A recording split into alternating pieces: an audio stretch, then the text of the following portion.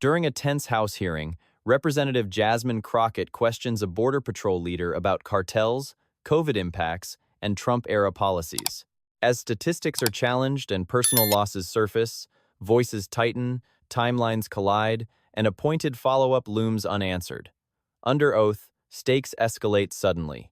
Like the video and subscribe the channel. Chair recognizes Ms. Crockett for 5 minutes.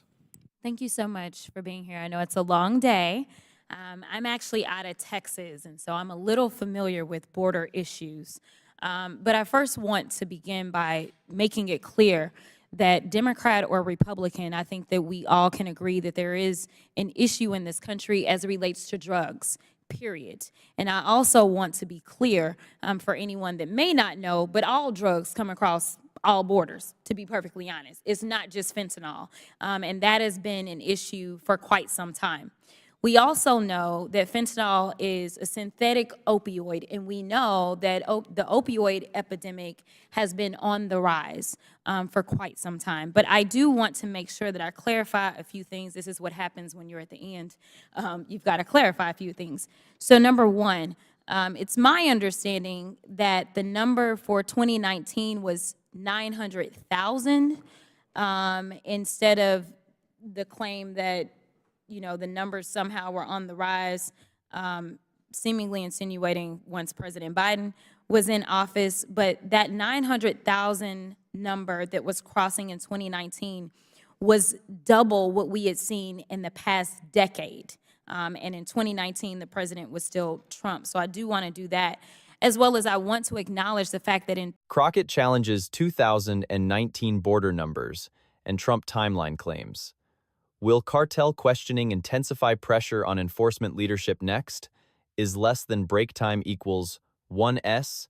Is greater than 2020, we know that COVID was happening, which was also complicating issues, and not every country had the same access to be able to survive COVID. We know that the United States was actually leading the world as it relates to trying to survive this once-in-a-lifetime pandemic, and the rest of the world was following us. So for some people, it legitimately was life or death, and honestly, it typically is a life or death issue. I also want to ask you one quick question about the cartels. As someone who has had to deal with cartels in courtrooms before, we know that they are quite powerful. We know that they are also problematic. And it is my understanding that the cartels were continually spreading disinformation so that people would cross the border, because guess what? If there are more people crossing the border, does that not make it more difficult for y'all to spot the cartels in a big crowd versus if it's just a couple of people that are crossing over? Thank you for your question, ma'am. So the cartels certainly have a capacity to overwhelm us with these groups that are crossing. Absolutely. You know, I would like to point just for a quick second, you know, you mentioned COVID, and obviously COVID has hit us hard in Tucson sector.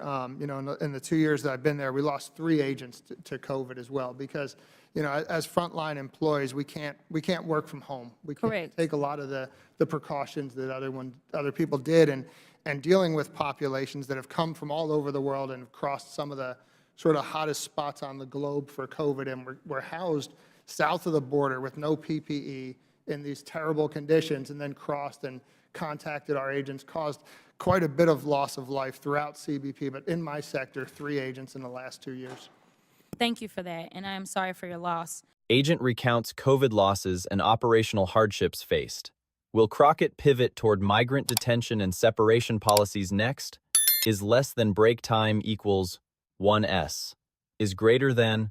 Let me also point to another issue. I think that Haiti may have been mentioned at some point in time. I don't know if anyone pointed out that the president was killed July 7th, 2021 in Haiti, which also caused for a more dangerous situation for those that were living there, and could have prompted people to want to cross the border. And I'm going to hit one other point, and then I've got another question to ask, and that's around there was an issue of jailing migrants and separating families under the Trump administration. Are you aware of that? That children were in cages? Ma'am, thanks again for the question. One thing I can tell you about separation, you know, it's come up here a few times. But let me At this moment, the exchange shifts from data to accountability, as repetition replaces clarification, emotions surface, and procedural control tightens, signaling heightened scrutiny without resolution or interruption from the chair. let me just be real clear. Are you aware that there were people in cages, including children? No, ma'am. Separation denial sparks sharper repetition from Crockett. Is Operation Lone Star funding about to face scrutiny? Is less than break time equals 1S is greater than... Okay. Well, moving on. The next question that I have then is, are you familiar with an Operation Lone Star out of the state of Texas? We are familiar with that operation, ma'am. Okay. So I sat on the committee in the Texas House that dealt with Operation Lone Star, where we had a number of hearings. Are you aware that the purpose was to make sure that we could go after those that were trafficking drugs, go after the cartel, those that were trafficking people, and make sure that we were keeping the border safe? But the only thing that we were finding is that the majority of our monies were being spent on basically asylum seekers, and we were not actually getting at the cartels and the bad folk that we were trying to keep out. I want to say close to 90% of the people that were being incarcerated for simple trespass, and they were just trying to seek asylum. Are you aware of that? I am not aware of that. Okay. Also, I don't know how much discussion there's been, but I know that this was always an issue, and it was about whether or not we were going to build a wall. You would agree with me that Wall effectiveness question heightens direct policy clash. Will the official defend barriers or concede limitations under pressure? Is less than, break time equals 1S, is greater than...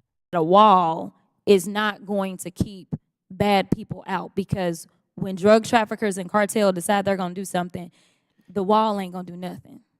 Gentlelady's time's expired, but feel free to answer the question. Well, we spoke earlier about barrier as being just one of the many tools that Border Patrol agents utilize to get the job done on the border. So I think that barrier is effective in certain strategic locations along the border to manage whatever may come, whether it's vehicles or people attempt to enter through certain locations there. Thank you. Thank you. This hearing continues amid unresolved questions surrounding border enforcement, cartel influence, migrant processing, and resource allocation. Testimony remains on the record, but contrasts between policy eras, operational limits, and humanitarian concerns persist. As committees move forward, statements offered today may shape future inquiries, oversight priorities, and legislative debates. What remains unclear is how responsibility will be defined, which data will prevail, and whether follow-up testimony will narrow or deepen existing gaps.